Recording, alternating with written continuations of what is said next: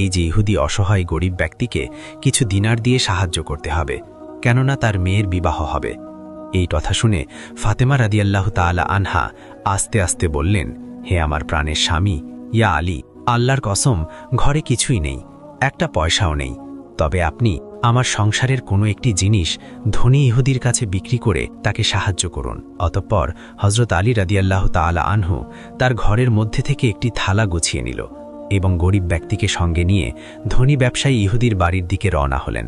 সেখানে গিয়ে হযরত আলী ধনী ব্যক্তিকে বললেন, প্রিয় ভাই, এই থালাটি বিক্রি করব বলে আপনার কাছে এসেছি, দয়া করে এটি আপনি কিনে নিন এবং তার বিনিময়ে কিছু দিনার দিন।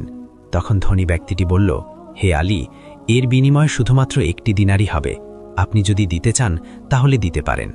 এই কথা শুনে হযরত আলী হতবাক হয়ে গেল। তবুও তার দিনার দরকার, তাই বললেন, ভাই, আর কিছু দিনার দিন, না হলে আমি কিছুই করতে পারবো না। কিন্তু ধনী ইহুদি ব্যক্তি দিতে রাজি হল না।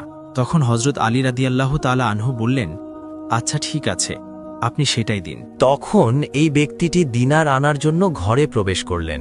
ওই সময় তার স্ত্রী এসে বললেন, আপনাকে আমি কতবার বলেছি যে দুজন কাজের লোক দরকার, একা একা সমস্ত কাজ করা সম্ভব হচ্ছে না।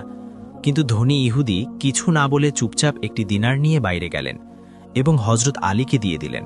অতঃপর হযরত আলী রাদিয়াল্লাহু তাআলা আনহু গরিব ব্যক্তিকে একটি দিনার দিয়ে বললেন, আপনি এখানেই দাঁড়ান, আমি কিছুক্ষণের মধ্যেই আপনাকে সব দিনার দিয়ে দিচ্ছি। এই কথা বলে আবারও বাড়ির দিকে যেতে লাগলেন, কেননা সে তো একটি মাত্র দিনার পেয়েছে, তার আরও দরকার। তাই সে কিভাবে জোগাড় করবে সেই চিন্তায় চিন্তিত হয়ে আছে।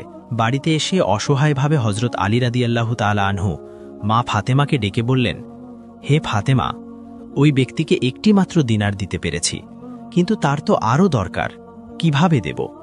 এই কথা শুনে ফাতেমা চুপ হয়ে গেল। তারা ক্ষুধার্ত, তাদের ঘরে খাবার নেই, তবু তারা ভাবছে অন্যের কথা, রাসূলের আদেশের কথা। কিছুক্ষণ চুপ থাকার পর তিনি এমন একটা সিদ্ধান্ত নিলেন যা শুনলে যে কোনো মানুষের বুক কেঁপে উঠবে। হযরত আলী রাদিয়াল্লাহু তাআলা আনহু বললেন, হে ফাতেমা, তুমি যদি অনুমতি দাও তাহলে শুধুমাত্র এই কথা বলার পর হযরত আলীর চোখ জলে ভিজে গেল। তারপর চোখের জল মুছে নিয়ে বললেন, হে ফাতেমা, হযরত হাসান হোসাইনকে নিয়ে যাচ্ছি শুধুমাত্র একদিনের জন্য, তারপর আমি যেভাবেই হোক তাদেরকে ছাড়িয়ে নিয়ে আসব। তাছাড়া আমাদের কাছে আর কোনো উপায় নেই, কেননা ইসলামের জন্য, আল্লাহর জন্য, আল্লাহর রাসূলের জন্য আমাদের কিছু ত্যাগ করতেই হবে। এই কথা শুনে হযরত ফাতেমা রাদিয়াল্লাহু তাআলা আনহার গলা কাঁপছে, হৃদয় ধকধক করছে। কিন্তু তিনিও জানেন রাসূলের হুকুম সবার আগে। তারপর অশ্রু ভেজা চোখে বললেন, হাসান হোসাইন বাইরে খেলছে,